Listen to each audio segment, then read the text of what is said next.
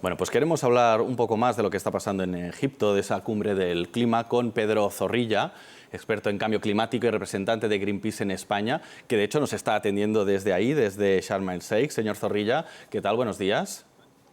Hola, buenos días. ¿Qué sentido tiene una cumbre contra el cambio climático en la que no están, como decíamos hace un momento, los países más contaminantes? Bueno, esto se debe a una confusión. Los países sí que están, los que no van a venir son los presidentes. Los presidentes de esos países no vienen, pero sus delegaciones, los funcionarios de esos países sí que están aquí, tienen delegaciones grandes y son países protagonistas y van a tener un papel relevante aquí. ¿Y entonces qué significa que no hayan ido los líderes a esta cita? Por ejemplo, no está Joe Biden, pero porque tiene elecciones mañana. Sí, Joe Biden va a venir más esta misma semana, dentro de unos días, efectivamente por las elecciones. Muchos otros presidentes, como estamos viendo en las imágenes, sí que van a venir. Y hay algunas ausencias que son significativas, claro. Es decir, que quizá para esos países no sea la prioridad número uno actualmente, pero en cualquier caso hay mucha gente trabajando desde sus gobiernos también en estos temas. Bueno, antes de arrancar esta cumbre, Naciones Unidas ha advertido que los efectos del calentamiento global se intensifican y espera que la reunión de Egipto ayude a parar lo que califican de carnicería climática. ¿Qué se puede hacer? Se pueden hacer muchas cosas. Hay dos temas principales. Uno, la justicia climática y otro, la reducción de emisiones.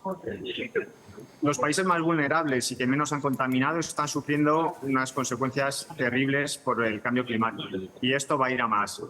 Por lo tanto, es necesario que los países que más han contaminado y que más recursos tienen aporten fondos para que estos países puedan hacer frente a estos daños, a estas pérdidas que están sufriendo. También se necesita aumentar los fondos que se dedican para adaptación, para los cambios y los impactos que van a venir en los próximos años. Y el segundo tema es la reducción de emisiones. Necesitamos que en el 2030 las emisiones de efecto invernadero a nivel mundial sean por lo menos la mitad de las que eran en 1990. Para ello hay que tomar muchas medidas a distintas escalas, a muchos niveles. Y una de las más importantes, por ejemplo, es dejar de invertir en nuevas infraestructuras de combustibles fósiles, en nuevos pozos de gas o de petróleo. Ya solo con los existentes ya vamos a superar muchísimo las emisiones que tenemos para frenar el límite de calentamiento del 1,5 grados, que es lo que recomienda la ciencia. Hoy arrancan los discursos de los líderes, oiremos muchas palabras, imagino que buenas intenciones, pero ¿puede ocurrir que se quede en eso, en palabras, sobre todo visto lo ocurrido en citas anteriores, como por ejemplo París? Sí, claro, siempre está ese riesgo y como ha ocurrido muchas veces. La sociedad tenemos que estar empujando a nuestros líderes para que sean capaces de tomar las decisiones valientes que necesitamos. Siempre está ese riesgo, para eso estamos nosotros aquí y la sociedad tiene esa responsabilidad también, la ciudadanía, de empujar. Este sábado 12 de noviembre va a haber manifestaciones en ciudades de todo el mundo y en varias ciudades de España también, para que nuestros gobiernos sepan claramente que la sociedad civil, la mayoría de la población, queremos que se tomen medidas de verdad. Una de las iniciativas de España para esta COP27 son medidas para hacer frente a la desertificación. España está sufriendo uno de los años más secos. Es una de las prioridades, ¿no?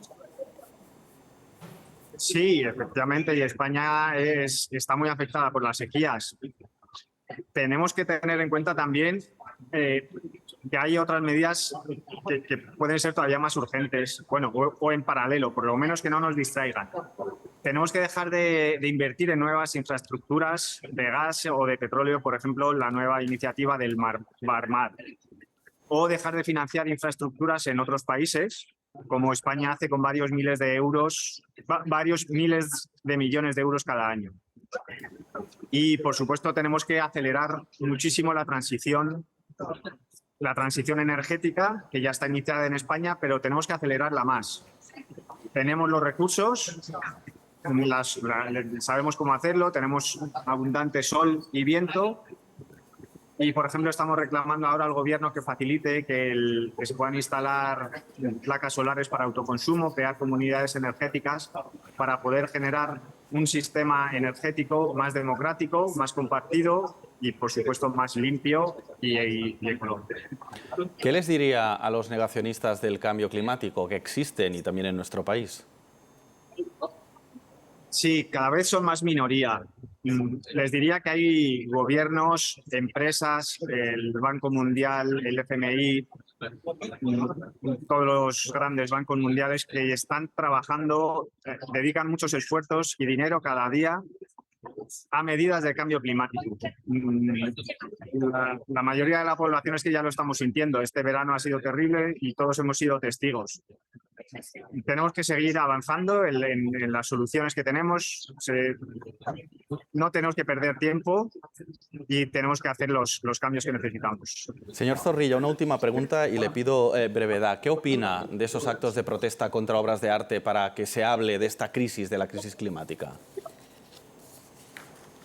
Bueno, los impactos están siendo cada vez más terribles y la gente cada vez está más desesperada y actúa como puede. Greenpeace siempre ha realizado acciones para llamar la atención del público, pacíficas, no violentas, y en ello seguiremos. También hacemos otro tipo de iniciativas, damos información al público para que sepa lo que está ocurriendo en el mundo, trabajamos haciendo incidencia política y venimos también a cumbres como estas en las que los grandes líderes mundiales se tienen que poner de acuerdo para acelerar la transición energética y climática que necesitamos. Pues Pedro Zorrilla, representante de Greenpeace en España, gracias por acompañarnos hoy en directo, precisamente ahí desde Egipto, en esta cumbre del clima que va a durar 2 semanas. Le invito que, si quiere, puede volver a hablar con nosotros dentro de unos días y comentamos las evoluciones, ¿no?, de la cita de Egipto, si le parece. Estupendo, será un placer. Gracias, buenos días.